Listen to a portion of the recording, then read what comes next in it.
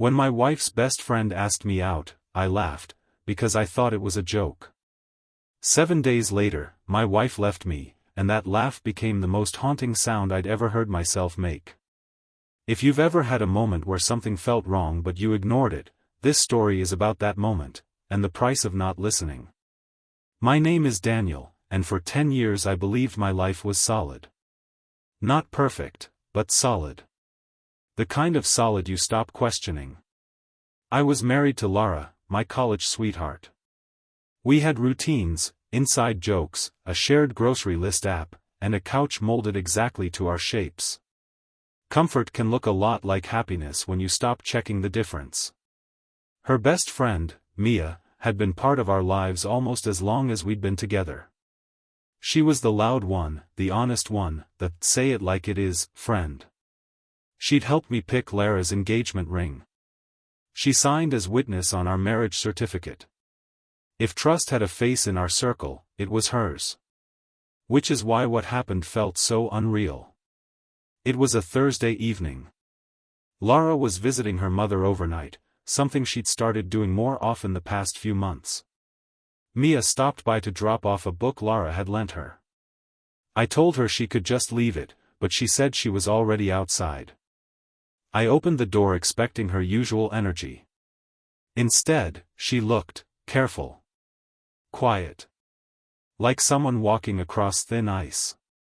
"Can I come in for a minute?" she asked. That alone was strange enough to register. We sat at the kitchen table. She didn't touch the coffee I offered. Just wrapped both hands around the mug like she needed warmth more than caffeine. Then she said it. "I'm going to ask you something once. Don't interrupt. Don't joke. Just answer honestly." I smiled, confused. "Okay." She looked straight into my eyes. "If you weren't married, would you ever go out with me?" I laughed. Not because it was funny, but because my brain rejected it as real. "Mia, what?" I said, "Don't joke." "I'm not joking, where is this coming from? Just answer."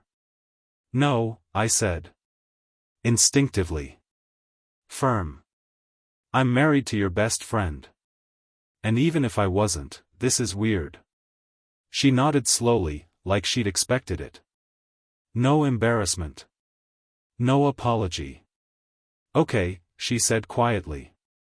"I needed to hear you say it." Then she stood up and left. No explanation. No backtracking. No, forget I said anything. Just gone. I remember standing there thinking, that was odd. Then I did what most people do with odd things, I minimized them so I wouldn't have to deal with them. I didn't tell Lara.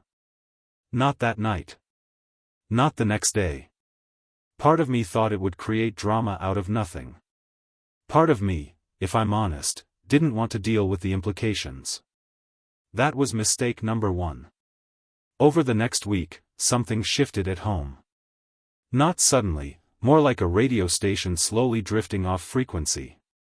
Lara became distant in ways that were hard to prove but easy to feel. She answered questions with half-answers. Smiled with only one side of her mouth. Took calls in the other room. Slept turned away. You know how when you live with someone long enough, you can feel silence change texture. It got heavier. "Are we okay?" I asked one night. She didn't look up from her phone. Of course. But, of course, had never sounded so tired. 3 days later, I tried again. Did I do something? No. Then what is it? "Daniel, not everything is about you." That stung more than it should have. On day 6, Mia texted me out of nowhere. "Did you tell her?" I stared at the message, confused. "Tell her what?" I replied. No answer. Day 7, Sunday, I came home from grocery shopping and found a suitcase by the door. For a full 5 seconds, I thought we were going on a trip I'd forgotten. Then I saw Lara sitting on the couch, hands folded, eyes red but dry, like the crying was already finished. "I'm leaving," she said. People say time slows down in moments like that. It doesn't. It fractures. Every thought runs at once and none finish. Leaving, for where? I got an apartment. Short lease. I move in today. Today? My voice cracked. We're married. I know. What happened? She took a breath. I'm not in love with you anymore. There it was. Clean. Surgical. No villain, no drama, just a sentence that erased a decade. Since when? I don't know. Maybe a year. Maybe more. I sat down because my legs didn't agree with gravity anymore. Why didn't you tell me? I tried, she said softly. You didn't hear me. That felt unfair, but I couldn't even form the argument. Is there someone else? I asked. A pause. Yes. Pain has a sound when it lands. It's very quiet. Who? She shook her head. It doesn't matter. It matters to me. I'm not doing this as a courtroom, Daniel. Within an hour, she was gone. 10 years reduced to an echo and an empty closet rail. I called Mia.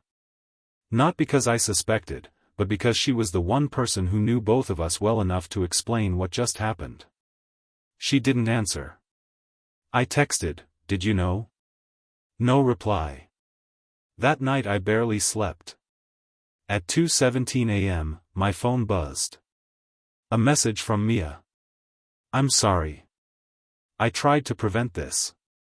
Prevent what? I called immediately. This time she answered. You need to come over, she said. Her apartment looked like a war between honesty and hesitation, papers spread out, laptop open, eyes swollen. What is going on? I asked. She turned the laptop toward me. Email screenshots. Hotel receipts. Messages. From Lara. To a man named Victor. 8 months of conversations. Emotional at first. Then intimate. Then logistical. My chest tightened. You hacked her? No. She used my tablet once. Never logged out. Why didn't you tell me? I tried to, 3 times. Every time I backed out. Why? Because she swore she was ending it. She said it was confusion. A phase. She begged me not to destroy your marriage. I laughed bitterly. Seems intact. I asked you that question last week, Mia said quietly. What question? If you weren't married, would you go out with me? I frowned. What does that have to do with this? Everything. I needed to know if you'd cross a line. If you were already halfway out emotionally. If you said yes, I'd tell you immediately and accept the explosion. But if you said no, I thought maybe there was still something worth saving. That's your logic? I know it was messy, she whispered. But feelings are messy. Wait, I said slowly. Feelings? She didn't answer. Realization settled. You weren't testing my morals, I said. You were testing my heart. Her silence confirmed it. I've loved you for years, Daniel. I buried it. I respected your marriage. But watching her betray you, it broke something in me. I stood up, overwhelmed. Angry. Grateful. Hurt. Confused, all at once. Why show me this now? Because she's not just leaving you, Mia said. She's moving in with him. Tomorrow. The floor seemed to tilt. The next weeks were brutal. Divorce paperwork. Asset division. Friends picking sides like spectators at a quiet sport. Lara never denied the affair when confronted. She only said, I didn't plan to fall out of love. Strangely, that hurt more than if she'd said she hated me. Mia kept distance after that night. No more surprise visits. No more late-night talks. Just a message once. I'm here if you need truth, not comfort. I respected that. Months passed. Healing didn't feel like healing, it felt like learning how to function with a missing wall. Then came the twist I never saw coming. Victor, the man Lara left me for, contacted me. Not to gloat. Not to threaten. To confess. We met at a cafe. He looked nothing like the villain in my head, just a nervous man with tired eyes. She didn't tell you everything, he said. Try me. I ended it. Before she moved out. I blinked. What? She was going to leave you anyway. But I couldn't continue. She didn't want love, she wanted escape. From boredom. From responsibility. From herself. Then why did she still leave? Because going back would mean admitting she burned her life for nothing. Truth can be colder than betrayal. A year later, I ran into Lara by accident.